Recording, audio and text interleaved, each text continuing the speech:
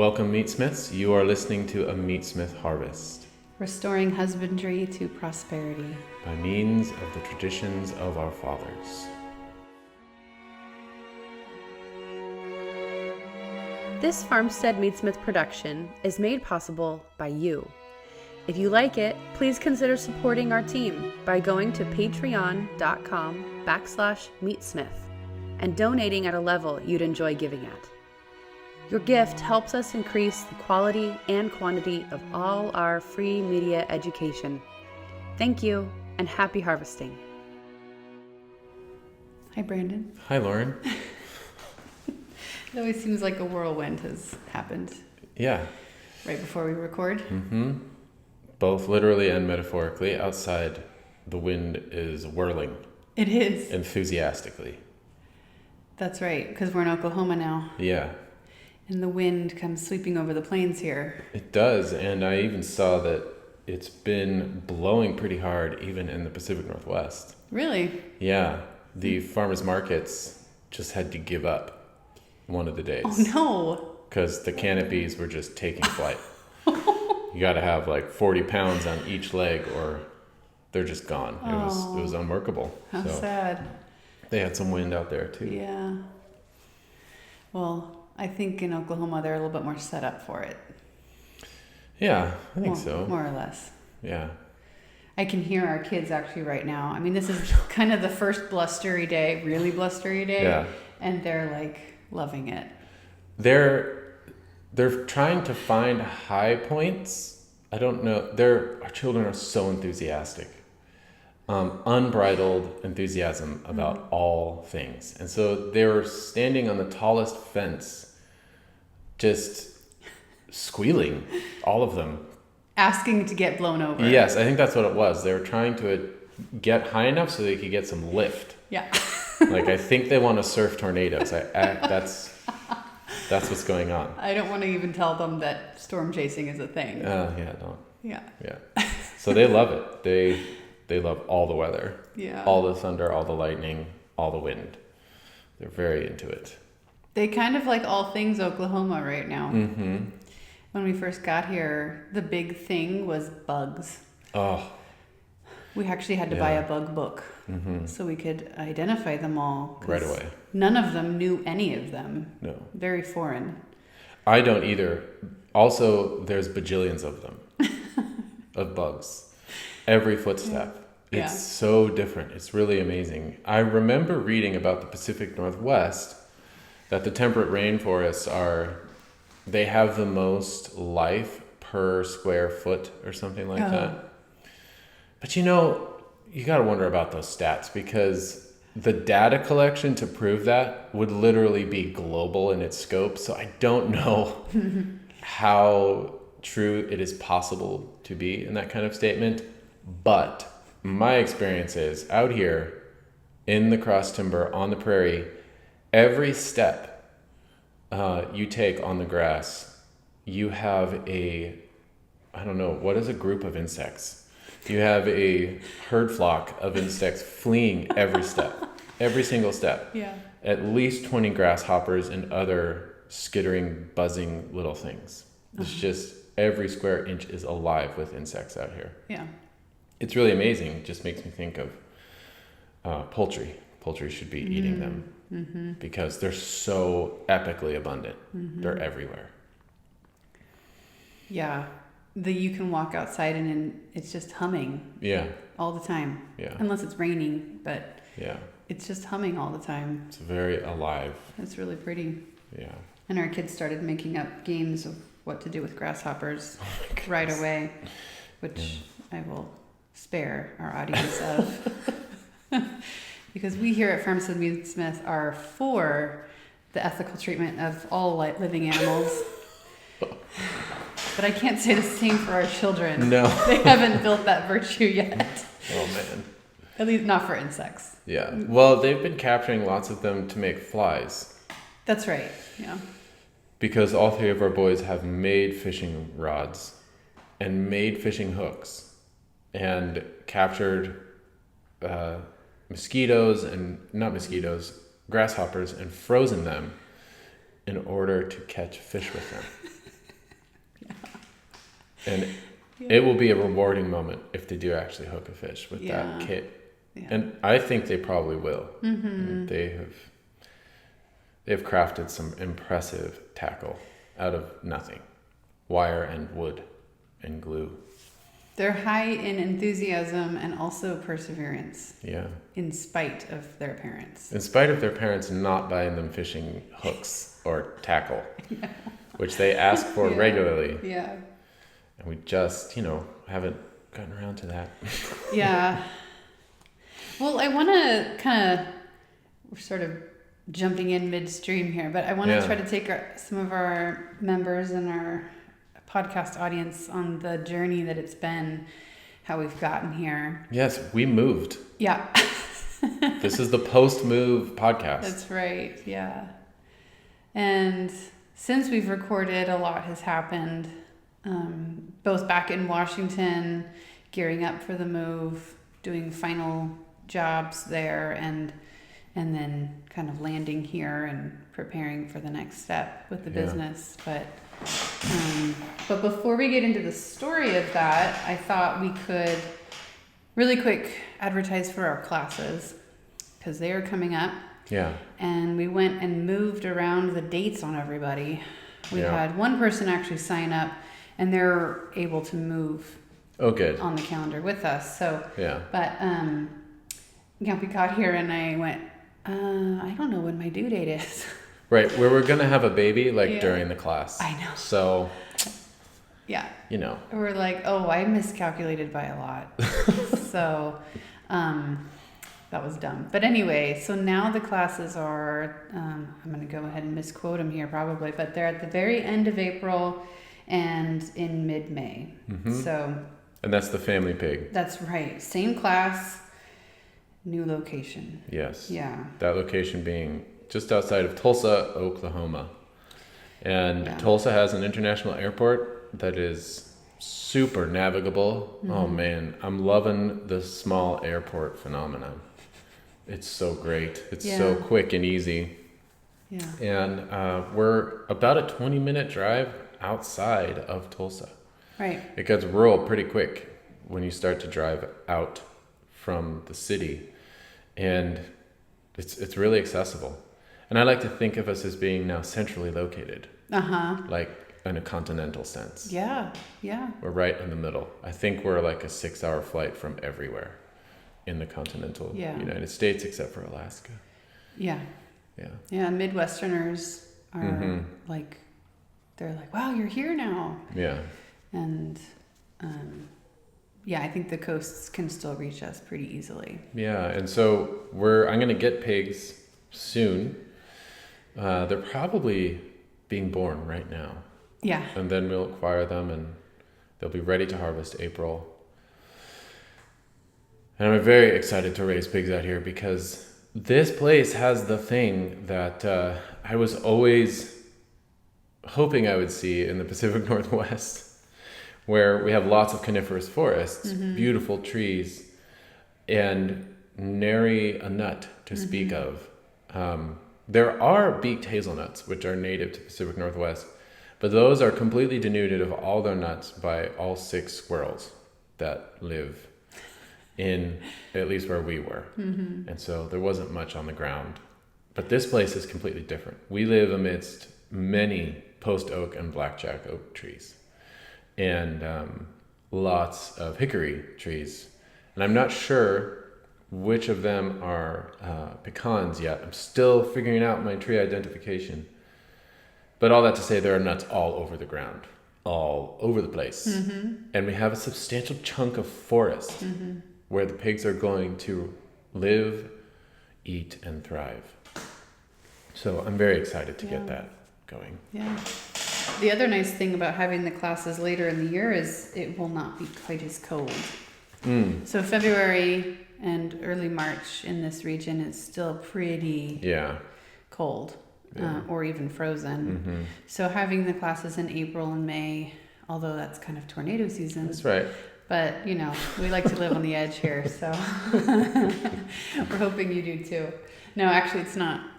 Yeah. We've been learning a lot about tornadoes lately, so we feel pretty, I don't know, confidence the word, but just it's manageable. People live here and they deal with it. Even though there are more tornadoes here than in any place in the world. That's right. It's one of those things. They call it Tornado Alley. Yeah. So what is the region of Tornado Alley? Can you describe for us? It's south into Texas, and it goes right through us, through Oklahoma, and then north, I think all the way up, like Iowa, maybe even Illinois. Really? Yeah. But it's like, it's not all the states, all parts of the states, is it? I think of it as the central time zone. If you look at the central time zone, maybe that goes a little further east. You know, once you get into the Ozarks proper, or at least into the Appalachians, I don't think that's not Tornado Alley. Yeah. But definitely, I mean, it happens in Arkansas, which is to the east of us. Uh-huh. They get them there. Even, I think, a little bit I don't know about Tennessee and Kentucky. And I don't think so much, I don't know about Louisiana, Alabama, and Mississippi in those states. But maybe it's west of the Mississippi. I'm just shooting from the hip at this point. I don't know. Okay. Yeah. But we got one of those radios that warns you. Like Kansas, Nebraska, Missouri, Yes. Oklahoma, Texas. Okay. Major tornado town. Yeah. West tornado town. Yeah. Yeah. Are we advertising against our classes right now? No. Come, we will have early warning if there's anything that goes wrong. Yeah. I'm not worried about it. I know. But yeah, it'll be fun. It'll be like our maiden classes here. We have a lot of work to do to get, where we were. There's so much potential in the shop here. It's unbelievable. Yeah. It's sort of like primordial matter. There's a lot of potential, and we just have a lot of ordering to do to get it there. But the shop is technically 2,700 square feet, which is bigger than our last house. Yeah, it's as big as this current house. Yeah. Yeah. We've come to the prairie and discovered space. There's open space here. It's just so different than the type forest. There's lots of potential in that building. I have to decide how much remediation to do. The slab is cracked because we get frost heaves here. We're on a little bit of topsoil on a really big rock that goes down a pretty sheer bluff to the Arkansas River. And that topsoil happens to be clay. It's pretty clayey. And clay soil gets quite mobile. When the water freezes, you get big heaves. And so unless your slab is basically poured, first you excavate under the slab and you lay down sand. And then you pour your slab on top of that. And you probably should put some rebar in it. But if you don't have those things, then you're just going to be cracking slabs every winter with the frost heaves. So there's some of that in the shop, and I have to figure out how much of that to tackle, how much not to tackle. At the very least, we've done classes in farm fields on picnic tables. So that's true. The classes are actually the easier thing to host. Yeah. Because they're for the domestic scale. So really you need, we could do a class with a kitchen. Some tables. Yeah. I've butchered pigs, so many on dining room tables. It's a little low, but the bacon does not suffer. Yeah.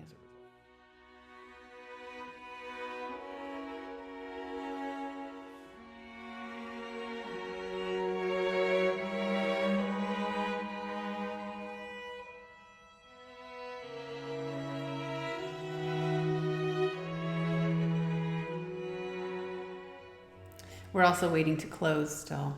Oh my goodness. We haven't quite closed, so we can't do anything on the property unless we've closed. Yeah. Which should be just days away. Yeah. The owners have been gracious in letting us stay here beforehand. They're anxious to get going too. Yeah. But anyway, yeah, good. Okay, so we've got classes coming. Please sign up soon. You can consider them for Christmas gifts, possibly holiday gifts. These make great gifts for family members, spouses, children. Yeah. Come together. People come in pairs all the time with their friends and their siblings, or it's a lot of fun. So yeah, and they are earnest in equipping you to do all this stuff on your own. They cover the whole spectrum. We slaughter, we scald, we scrape, we eviscerate, we cut the meat, we portion it, and then we cure it and we cook it, all in 3 days. Yeah. On 2 pigs. So it's the whole thing. And once you get the whole narrative, then you can fit the individual chapters into the larger story. You understand what bacon is. You understand how to make blood sausage. You understand all of those things. So it's really good for those who need to go home and slaughter their pigs. And we get a lot of those. But it's also excellent for people who want to know the ontology of a particular thing, like sausage, and how it can be made deliciously. You have to be acquainted with the process, it helps to be acquainted with the whole process. Then all those things become intelligible. And when you understand them in that context, you can be more confident and authoritative in your making of them, and less dependent upon recipes that assume you're a ding-dong and are going to kill yourself and your family. So they're written primarily with liability in mind, again, with the presumption of ding-dongitude about their audience. But in a Farmstead Meatsmith class, you're not a ding-dong. I put a sharp knife in your hand, and we do the whole thing, and we do it all for the first time, and we do it excellently well. It's beautiful. We do a very good job. Yeah. Because it is simple. And a lot of people come that don't have their own homestead, don't have land, don't have a farm of any kind. They're in the urban setting, but they have a butcher locally that could give them a great belly to work with. And they just want to know better about how to make a nice slab of bacon well. So anyway, those are our classes. I wanted to back up and talk about before we extracted from Washington. We were very fortunate to do a project for Justin Rhodes. Oh yeah. And his film crew and his bigger enterprise that he's got going right now. Can you tell us a little bit about what he's doing and how we got to participate? Yeah, so I did a sort of a filmed seminar at his place several months ago or something on beef and lamb. I harvested a cow and a sheep at his place and kind of walked him through it, and they filmed it. And then he's filming longer episodes. So he's one of those guys that has such a sizable following that he has created his own network. So he's not dependent upon other networks to host his stuff. Which is great. It's similar. The technology has permitted a lot of that to happen now. So there's less dependence upon the YouTubes and the other primary hosts. And so he's got his own network, and it's called Abundance Plus. And he's got a hyper competent film crew of 2, sometimes 3 guys, really great guys, who he sends out on missions to film things, and they do extravagantly beautiful work, like way beautiful.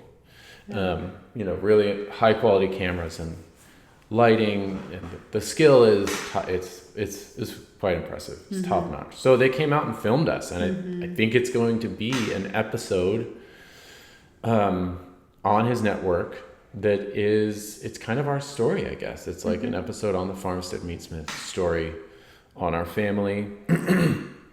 Excuse me. They spent 3 days with us and filmed a lot. They worked the whole time. At our old place.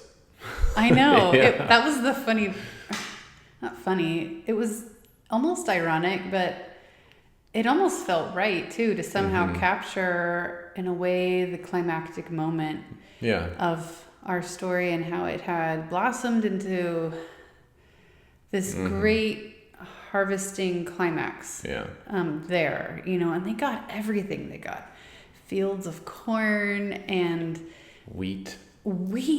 Our first time growing wheat and harvesting it and baking our first loaf of bread from homegrown berries, wheat berries. I mean, and there was other things too that we had done that was sort of the culmination of being there for a decade. Yeah, they recorded our last harvest of animals, of livestock on that property. That's right. The Muscovies. That's right. And we ate them, and that was delicious.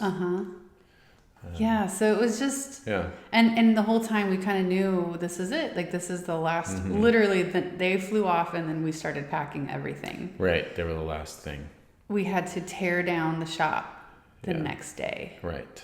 So, for me, too, it was kind of emotional in just saying goodbye. But it was... I don't know, I felt really lucky that they could capture that little chapter of where we were. Yeah, kind of a big chapter. Yeah, a transitional chapter. Yeah, for we sure. were there for 11 years. Yeah. Yeah. Yeah. Yeah. Don't start tearing up. No. Hey, you told me you got a little bit sappy when you left, although I wasn't there. So the way it worked was I flew out with Lauren and all of the children's to Tulsa, and then left them and went back to pack the moving van and load my box truck and my tractor onto a hauler who hauled both of those out here. And so I went back and was not sleeping and packing all of the things. It was a little crazy. I know. And like the last day I got a little... nostalgic, as 'twere, but I realized I wasn't necessarily missing the place. I was missing you guys, because it was just the memories of all the things that our family has done there. It's like, it's actually the people. It's not, and now they're out there. So I just need to drive for 3 days straight and get out there. Yeah. And it was wild, and I'm really glad that we harvested all of our animals and didn't move any living animals. But I did move some killed, cut, and cured animal flesh. And I'm very glad we did. Yeah. Because buying bacon is a desolation for this household that we try to avoid. Yeah. And so I brought bacon. I brought a ton of cured meat, a lot, not in refrigeration. And I'm trying to remember, this is just a testimony again to how pragmatic curing meat for preservation is, because this meat was preserved. It was not merely flavored. It was not merely adorned in an external way with nice, tasty attributes. It is substantially, not accidentally, substantially cured, which means it keeps after being cured until the end of the cosmos, or you eat it in every kind of situation. And I am the type to push the boundaries of that every time. Not every time, but that was certainly the case with this. So if you're ever wondering how you can transport bacon, here's what I did.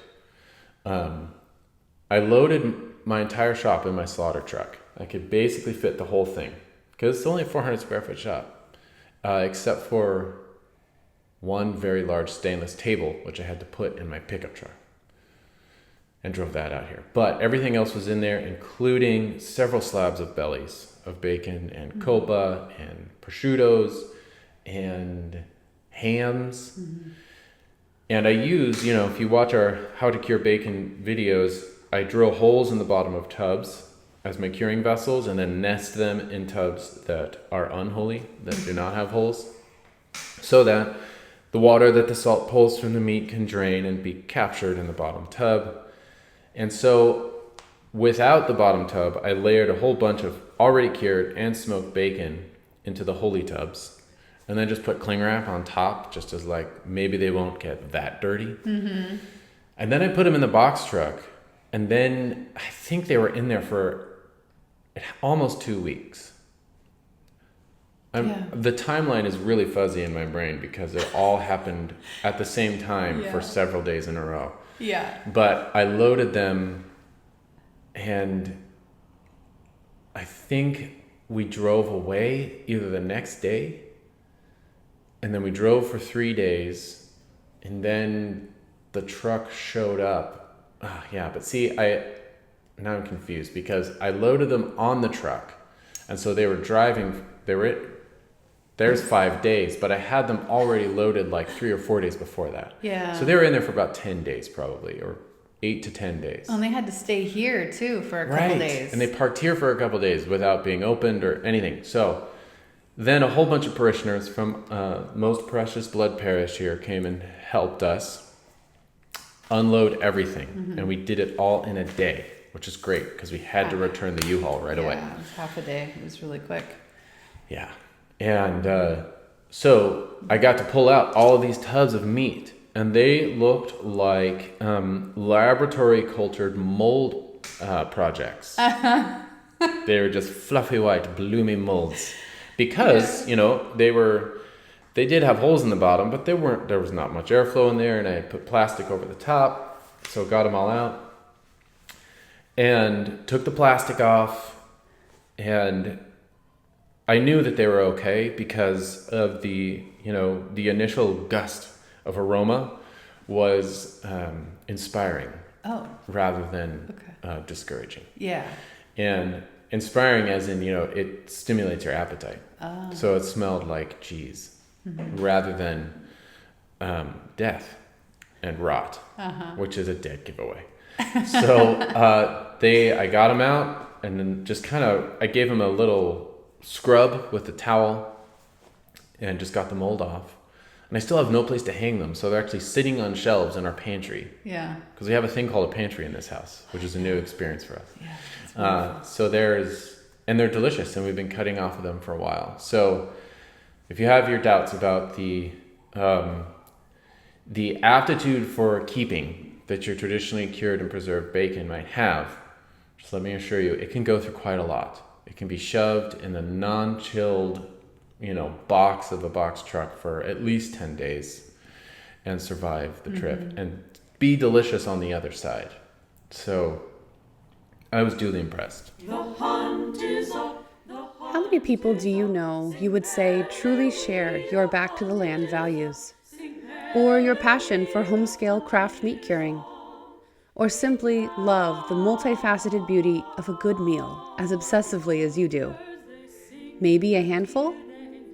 At farmsteadmeatsmith.com, we've created an online community of hundreds of omnivores from around the world and a platform for them to learn from and inspire one another.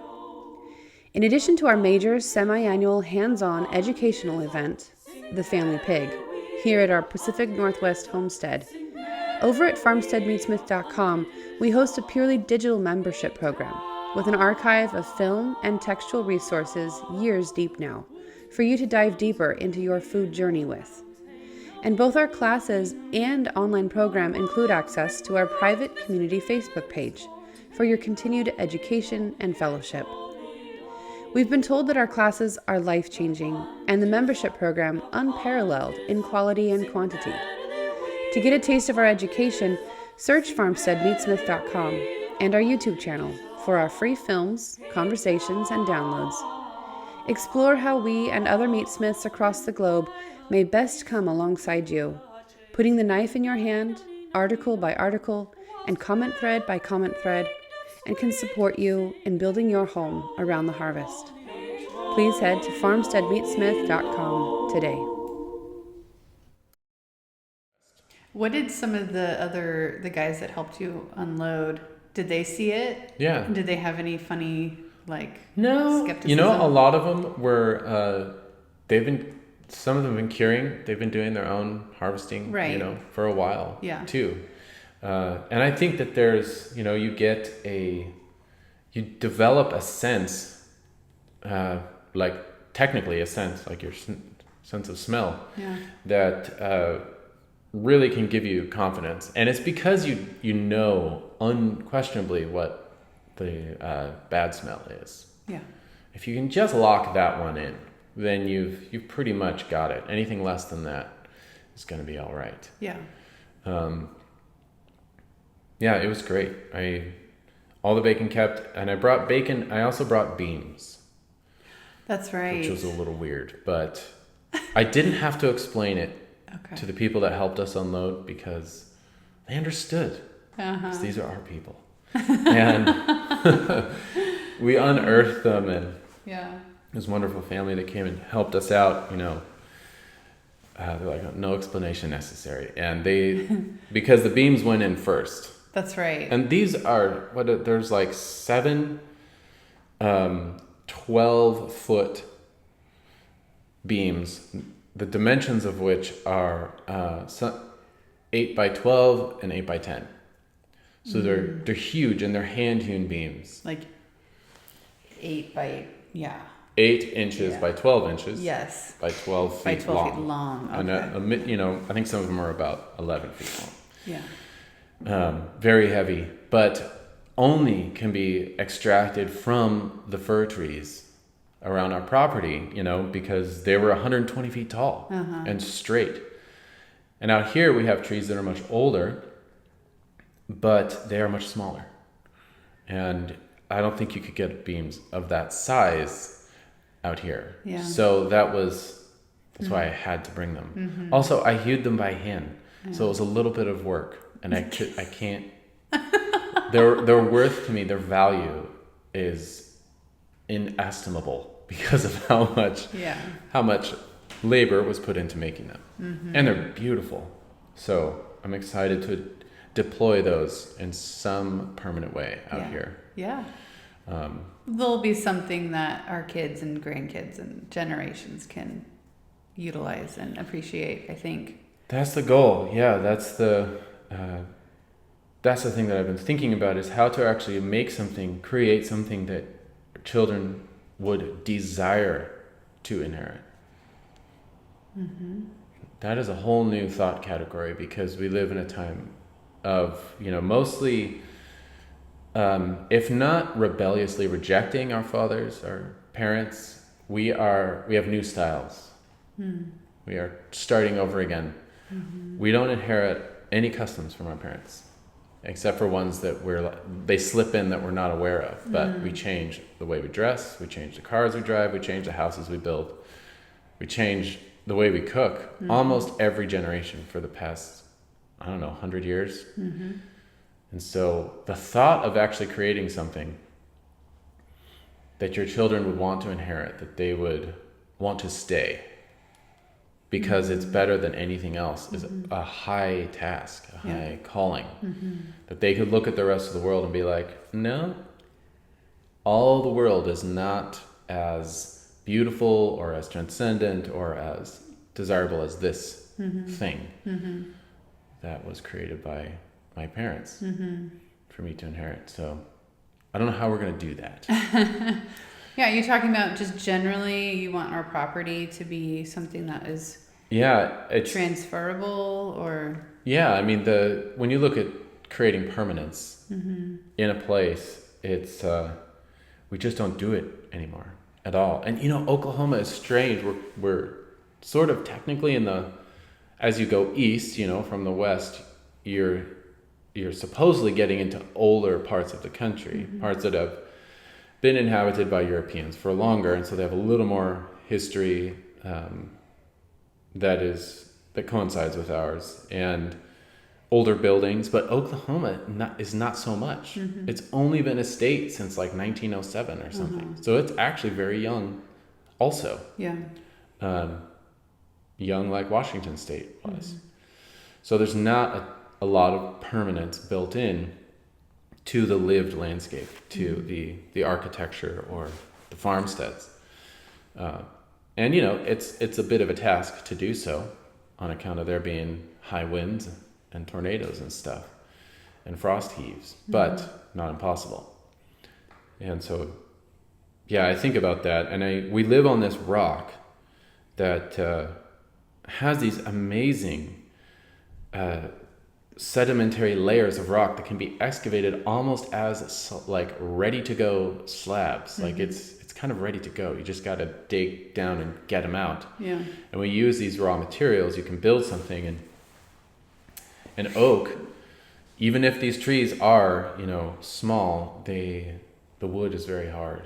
And we have some pretty beautiful specimens here for building as well. So yeah, somehow to build something that could be passed on, that the next generation would actually desire, would want that. Because we were kind of trying to do that a little bit in Washington. Oh yeah. I mean, wherever we were, it was like we're settling roots, we're anchoring, we're building a legacy of some kind. But I think what we're seeing is it's not just, I mean, you can do that, but if you're living in a cultural climate that is anti-culture, there's only so much you can do as individuals if the climate around you is hostile to that very legacy building. Mm-hmm. Yeah, I feel like we have this horrible situation wherein we regard piety as a pejorative. Right. Which is, we think of piety as like, false piety. Like that's what first pops into your mind, I think. It's the idea of being super spiritual or praying a lot just for adulation, to be thought of a certain way, to be regarded a certain way, as a selfish endeavor. But piety is actually the virtue. It's part of justice, and it's rendering what is owed, specifically like honor and gratitude, to your parents, to someone or something from whom you have received a part of or all of your being. So religion is how we render to God what is owed him. And justice, piety is how we render to our parents what is owed them. And patriotism is how we render to our country. Yeah. And it's not like totally transcends political parties and anything. It's just if you've received any good from your country at all, like running water, a moment of peace, the ability to do commerce in a semi-just way, some semblance of education, maybe. Yeah, that's the virtue of patriotism is how you, in justice, render thanks for that, and honor for the excellence that was received. So, and piety is how we do that to our parents. So piety does not mean just lots of frilly and exhibitionist praying or whatever. That's a weird way to phrase that, but you know what I mean. Taking yourself too seriously is what I come to. Yeah. That's always the default argument against piety. Yeah. You're taking yourself too seriously. Right. Or like somehow pride. You're being too prideful or something. Right. It's a weird accusation. Yeah, or that piety is only skin deep. Right. Uh-huh. If you're just praying all the time or doing lots of religious acts that are external, then that is like almost a giveaway that it can't be authentic, that your heart isn't into it or something, which is a prototypical error. But anyway, we don't have the virtue of piety. In fact, I think unique to our American culture is the rebel without a cause thing, the just rejecting the last generation because it is the last generation. Like that's it. You have to go out on your own. That is the authentic path. And so we are crippled because we don't have the habit of receiving from our fathers the traditions that they need to pass to us, that we need to carry on. And so we have in this kind of this void, this imperative. This is what we're constantly doing in this podcast. This is why we call it, we're restoring husbandry to prosperity by means of the traditions of our fathers. We're what I do is I research the traditions of our fathers, trying to find them. How did they cure bacon here? How did they do that? Because no one has told me. And so I'm constantly trying to do that. And I think that's one way to exercise piety and to relearn how to live in a place. Where, we look at Maria von Trapp. That's she's how to live through the year as a Catholic family. So we glom onto that because here's this person that is actually giving this tradition. And we long to receive it because tradition is actually I heard this from someone, so it's not me, but originally that word, in both Greek and Latin, it's a verb and a noun. So it's that which is, it is the act of passing down from one generation to the next. Yeah. That's what tradition means.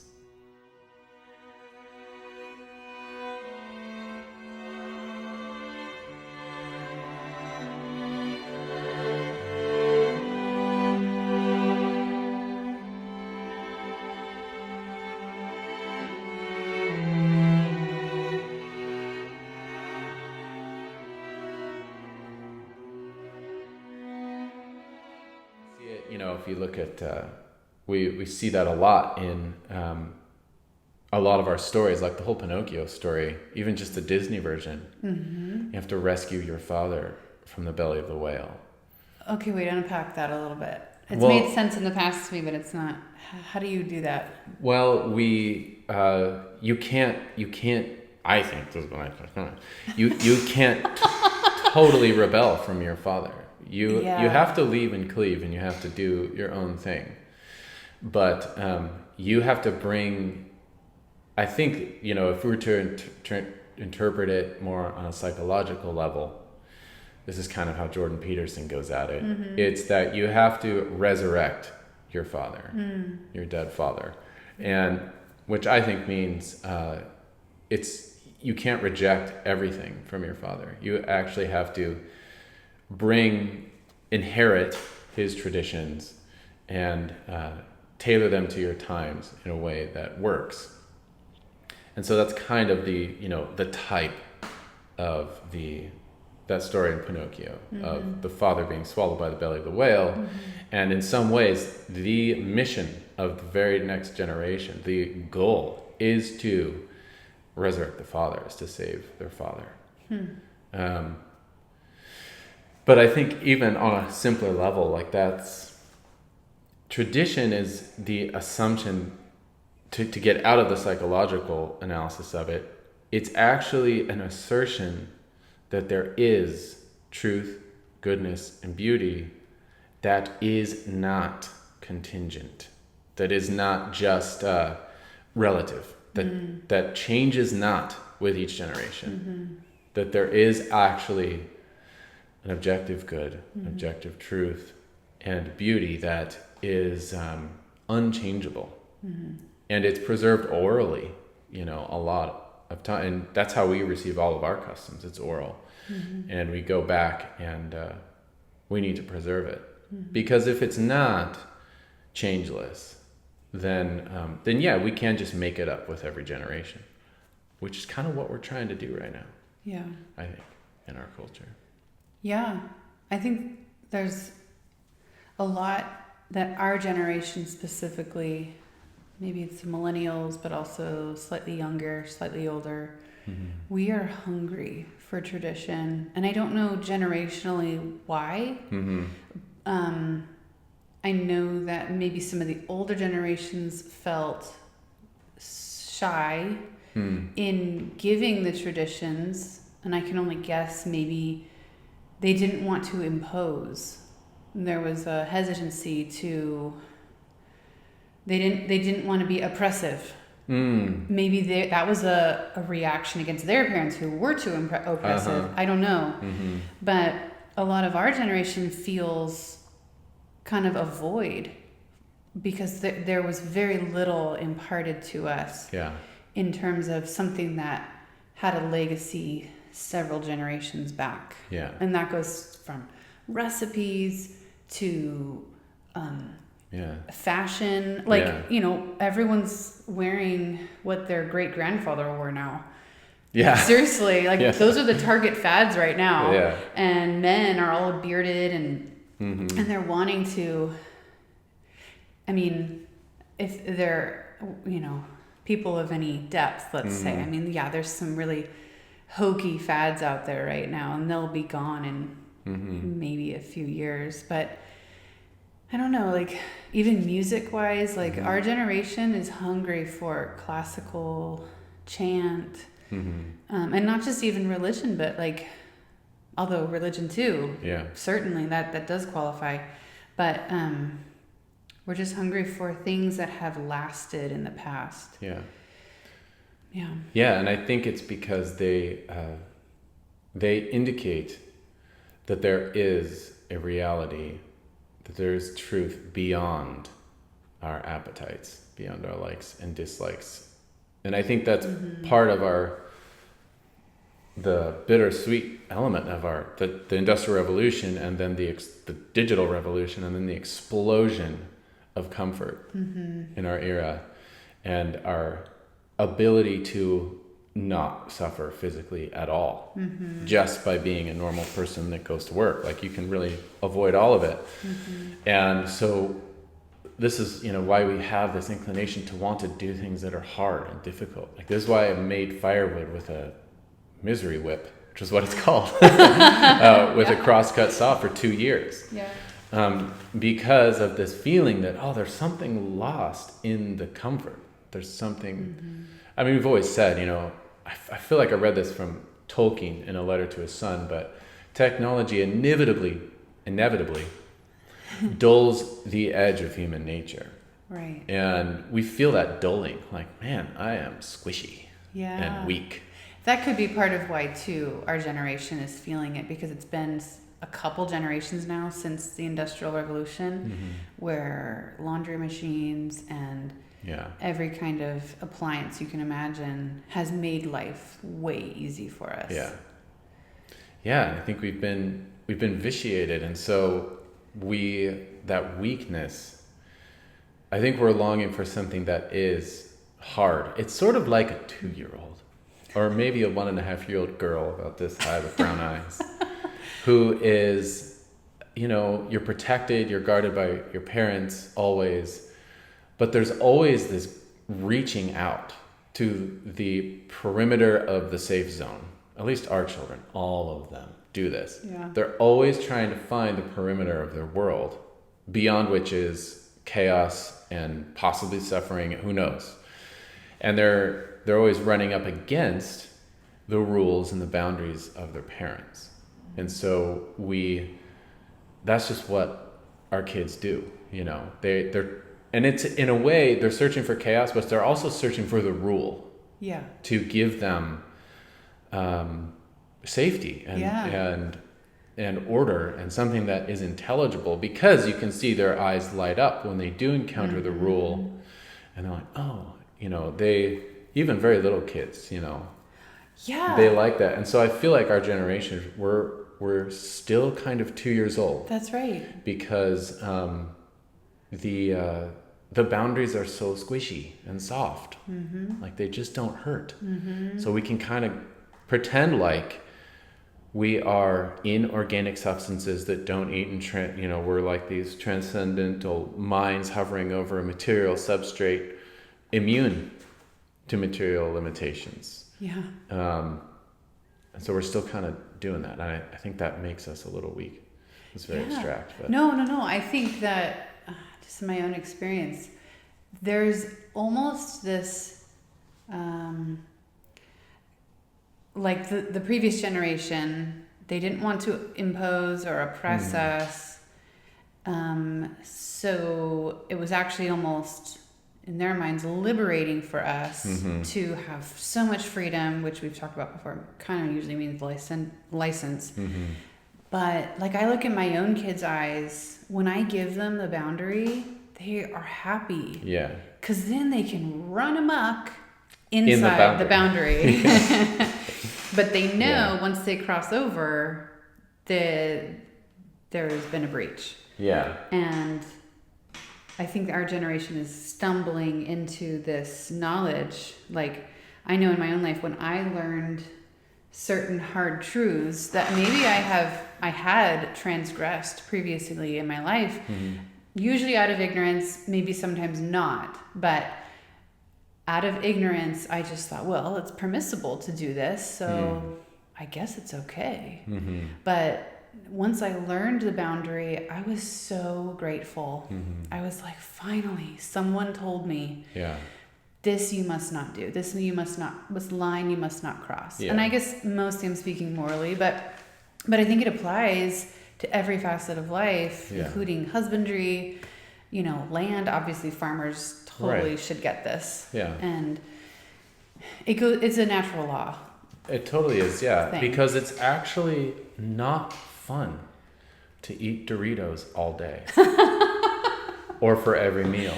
Right. It doesn't work. And, a 2-year-old might do that, given the chance. And it's not because they're free. It's because their intellects aren't formed yet. Yeah. It's contrary to reason to eat Doritos all day. And a law, right, if it is a law, it's just an ordinance of reason. Yeah. And so it makes sense. It accords with your nature. And so you find that actually it's much better if I grow corn and then I mill it. And then I mash it up. I mill it in like a limestone mortar and pestle. And then I form it into tortillas and then I fry it with a little bit of salt and lime juice. That's way better than Doritos. Yeah. It's also way harder. And it requires self-discipline and virtue and work. But that actually accords with your nature, I think. Yeah. Yeah. We have to, parents, don't feel shy in teaching your kids, these boundaries. But also, like, moderation in everything, too. Right. So, like, I'm a choleric by nature, so if I could, I would do all the hard projects all the time, because hard work also satisfies my appetites, And so I've had to learn there's boundaries in boundaries. Yeah, I read this great line this morning that the intelligence must be the interpreter. The intellect must be the interpreter of the will. Okay. Which it sounds counterintuitive because the will doesn't have content. It's just this active faculty, whereas the intelligence does. But at the same time, our will is ordered. It is ordered towards the good, period. But unless it is rightly interpreted, unless it is rightly guided, it'll go for lesser goods. And so, you can spend all day milling your own corn and making the perfect tortillas, and to the neglect of your children or your dairy cow or something. It's a good, but it's a lesser good. Or your spouse, maybe your your spouse needs you to do something else. Or you're not paying the mortgage, and that's going to be a problem. So, and then. But when you think of it as like, you can actually use your intellect to interpret your will. That's like where it becomes subjective, where you can actually do something and be like, you actually have to interpret your own drives. You will this good thing, this some perfection, because that's only what your will is oriented towards. You can't actually will a positive evil unless your will is deceived, thinking, well, it doesn't think, and perceiving that thing as a good. So it has to be deceived by your your malformed intellect. But you can actually interpret your own drives, like introspectively, and be and say, no, this is a lesser good. And then if you can order the goods by your intellect, then your will go towards the ultimate good, or the greater good. Yeah. So you got to have that hierarchy, otherwise it's just flailing. Yeah.